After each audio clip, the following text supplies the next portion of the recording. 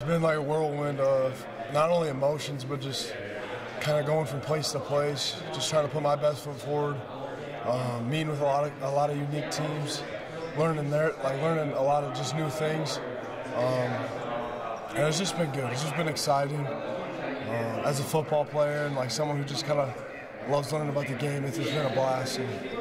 You've had so much go on since the whole game. Just everything, the bowl game, Bud Kiss, family stuff, the combine. How have you processed all that? Yeah, man, it's been a tough couple months, quite honestly. Just all the positive stuff and getting recognized for a lot of hard work that was put in this facility, and a lot of great guys and a lot of great teammates and friends that I've gotten to hang out with, and a lot of new guys I've gotten to know, a lot of new coaches I've gotten to know. But at the same time, man, it's been a tough month on my family. I lost my grandfather, and I lost my dad's mom, my grandma, last week. So it's just been tough on us. But like at the same time, like that's life. It's gonna give you highs and it's gonna give you lows. It's just all about how you control, like how you respond. And at the same time, like I'm not just saying this because I don't want people to feel bad for me or anything. I'm just letting you know my situation and my family situation. And, but it's just been fantastic. So. That whole bowl week had to be such a wide range of emotions for you. Can you tell us a little bit about your grandpa and what he meant? Because I know there was some conversation that week about what he meant to your journey. Coach Ferentz talked about it. Can you speak about him a little bit and what he meant to you? Yeah. So my grandpa that passed away there, that was my stepmom's dad. So that'd be my step-grandpa. And I met him when I was like 9 or 10. And instantly he just like took me and my brothers in as like his own, and like the relationship kind of blossomed from there. So I knew him for like 12 years, and just he just taught me to always always believe in yourself. Like that's kind of a main theme of a lot of my grandparents, and a lot of my parents, but just taught me to never take life too seriously. Just always have fun with like what you're doing and be passionate about what you're doing.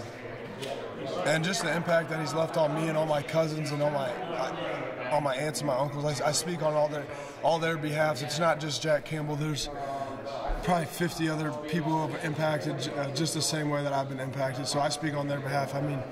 Just a guy who's really laid the foundation for not only me, but for our whole family. Not that you wouldn't have gone into the NFL with any need for motivation, but does that give you a little bit extra kind of bump wanting to play for those guys, play for his memory or Brandon's memory or those people you've lost recently? I just show up and I be Jack Campbell. It's not fun when you lose people you love, but at the same time, like I've kind of tried to understand, like that's life. Like stuff happens. Like I'm not gonna change my motivation. My motivation is gonna stay the same, and my motivation was the same like before they passed. Like I was carrying I feel like every time I step on the field, I wear that Campbell across my back. I'm representing my family, but ultimately, more importantly, I'm representing the University of Iowa and the state of Iowa, and that's not going to change if I got 100 family members or I got 0. With all due respect to my family, for sure. So. You have talked with a lot of emotion about Coach Ferentz and the opportunity that he gave you here. For sure. And he gets emotional when you talk about that. And does that mean to you that he reacts that way to your bond with him? No, it's just been a unique relationship in that aspect. It's just, I feel like it's it's not, I wouldn't say a mutual respect, because obviously I'm going to always have more respect for him than he'll ever have for me. But again, just no one really believed in me outside of like Iowa and Iowa State. Minnesota offered me after I committed to Iowa. I have no interest in even pursuing that. I'll stop right there. But so I just had Iowa and Iowa State, and being a kid from in-state, I had UNI. My dad played at UNI. I grew up being a UNI Panther fan. So like I had no perception. I wasn't a Hawk and I wasn't a Cyclone like growing up. So coming here and getting to experience what Coach Ferentz like truly was and what the Hawkeye program like truly was, like I was oblivious. Like I was like an 8-year-old kid, and I just wanted UNI to beat them so bad every single year. So when I came here and just gave me the opportunity to sit in the linebacker room and be coached by the best position coach, in my opinion. But everyone's going to say I'm biased, which I am biased in the country at the linebacker position, and then have the pedigree of old linebackers who have set that tradition for me. Like for me, the most important thing in my career was to just carry that on and leave the room in a better place. And I feel like Coach Ferentz and my relationship has just kind of blossomed from that. And just it's just a respect thing. I feel like. You killed the combine. You just literally pulled it out of the water. Did you feel like that at the moment? I mean, after I got done, I felt like I put my best foot forward. But again, I kind of just got off and flew back, got all my stuff, and came straight home, back to Iowa. So, there wasn't much thinking going on. I was just ready to come home. So. Can you speak to some of the feelings or emotions you've had during this time? I mean, has it been stressful, anxious, exciting? I mean, what all have you felt over the last couple? Man, I feel like every single emotion. There's been times where I felt a little stressed out, but also like super pumped up to, again, just get opportunities that a lot of people aren't going to have.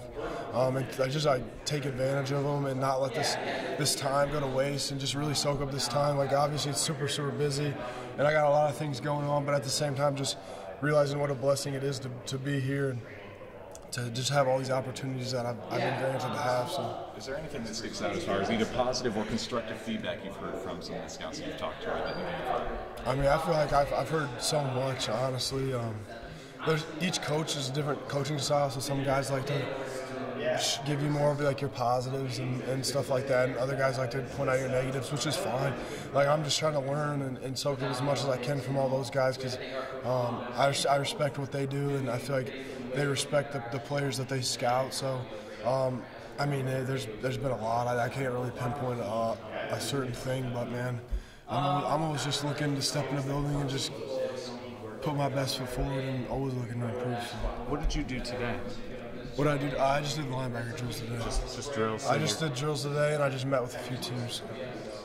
Is it fun meeting with teams? Yeah, it's a blast. That's probably like one of my favorite parts out of this whole thing is getting to actually sit down and learn schemes and see how they do things versus how like we do things here, and then like compare them. Like, oh, if we did this here, like maybe that'd help our defense, but.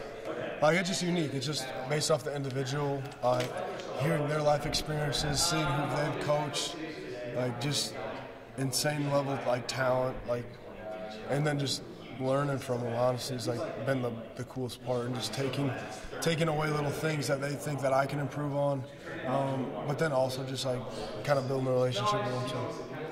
You worked out with Luke Kuechly, if I recall, and I know that was somebody that you've talked about over a couple of years, somebody you really looked up to as a player. How did he help you in this offseason? I feel like at the linebacker position, if you don't look up to Luke Kuechly, something's probably wrong with you. But he came out to where I was training, and man, just like first and foremost, like just a great dude, just a great human being. And honestly, we just watched some tape together, just tried to build a relationship with him in that aspect. And then I did some stuff on the field with him, just worked on different things and techniques of just really generic and general stuff, because obviously where you go and what scheme they run is you're going to be doing some different things within that aspect. But man, just learning how he broke down a week, how he breaks down a game, looking for like what he looks for, like. Again, like he came into it saying like, Jack, like what I did versus what you're gonna do is gonna be different because we're two different people. And just like taking tips and things from him, and I feel like if you don't learn from every single person you come in contact with in the world, like I feel like that you're just wasting time. Like if I'm talking to all you guys right now and I'm not taking away something from each of you guys individually within like a question you ask or something like that. Like, this is just a waste of my time and a waste of your guys' time, quite honestly. But I respect what you guys do. I don't want to come off negative there. Yeah, sorry. But getting to talk to the GOAT, Dick Buckets, yeah. And then Luke Kuechly, who's going to be in the Hall of Fame, too. I mean, you've got to really I've met so many cool people.